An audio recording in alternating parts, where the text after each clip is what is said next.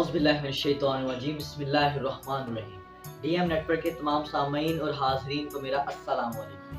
سامعین اور حاضرین، میں آپ کا میزبان دانل کریم۔ سامعین اور حاضرین، آپ دیکھ رہے ہیں شب برات کی خصوصی ٹرانسمیشن شان شب برات، اور میرے ساتھ موجود ہے حضرت علامہ مولانا خادم حسین مان صاحب، اور میں ان کا میں دل سے شکر گزار کرتا ہوں جنہوں نے اپنا ہمیں قیمتی وقت میسر کیا، اور میں آپ سے گزارش کرتا ہوں کہ یہ اپنے بیان سے ہمیں مستفید ہوں۔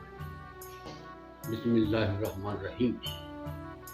شب برات یہ فارسی کا لفظ ہے، اور یہ نصف شعبان کی رات جو رات ہے، جس کا قرآن پاک میں ذکر آتا ہے کہ اس میں تمام معاملات جو ہیں وہ کیے جاتے ہیں، اعمال جو ہیں اگلے سال کے سارا لکھے جاتے ہیں، اور اعمال جو کیے ہوتے ہیں اللہ کی بارگاہ میں پیش ہوتے ہیں۔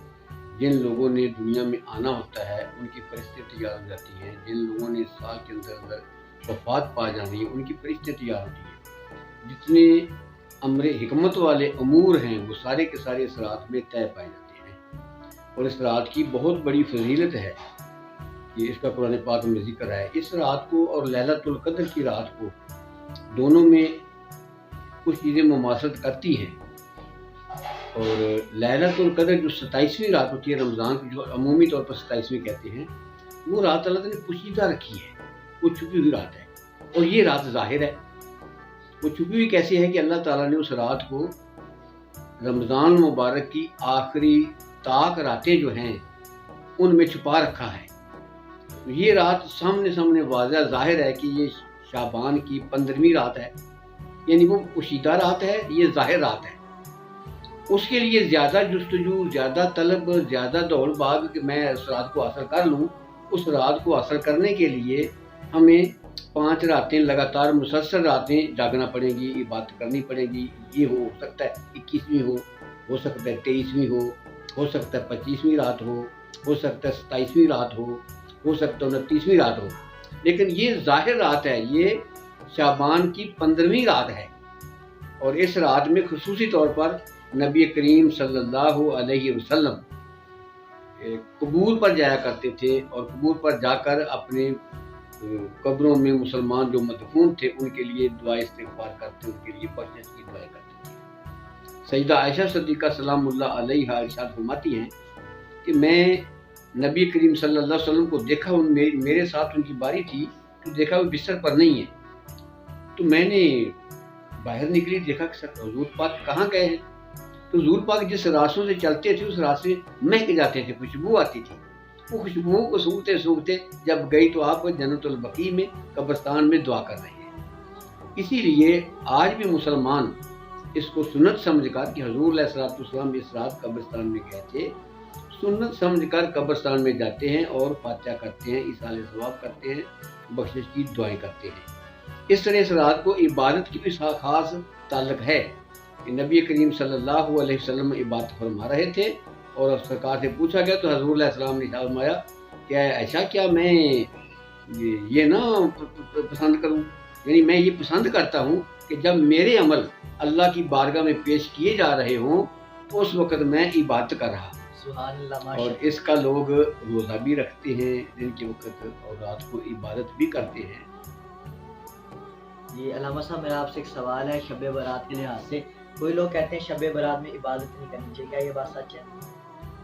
دراصل ہر بات پہ ہمارا بحث کرنا ایک وتیرہ بن گیا ہے، عبادت تو ہر رات ہی کرنی چاہیے۔ یہ شب برات زیادہ برکت والی رات ہے، عبادت کرنے میں کوئی رکاوٹ نہیں ہے۔ جو ان کا کہنا یہ ہے کہ نبی پاک صلی اللہ علیہ وسلم نے اس طرح اس دور میں اس طرح کا اہتمام نہیں کیا گیا جس طرح آج اہتمام ہوتا ہے۔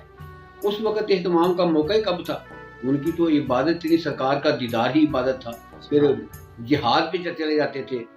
اتنا زندگی ٹف تھی، اس ٹف زندگی میں تو اس طرح کے معاملات نہیں تھے۔ اب زندگی میں آسانیاں ہیں، اب دیکھا جاتا ہے کہ آج جو موقع ملا ہے، آج کی رات فضیلت والی ہے، شان والی ہے، ہم زیادہ سے زیادہ اللہ کی عبادت کریں، تو عبادت کرنے میں کوئی رکاوٹ نہیں ہے، بلکہ اللہ تعالیٰ نے تو انسان کو پیدا ہی عبادت کے لیے کیا ہے۔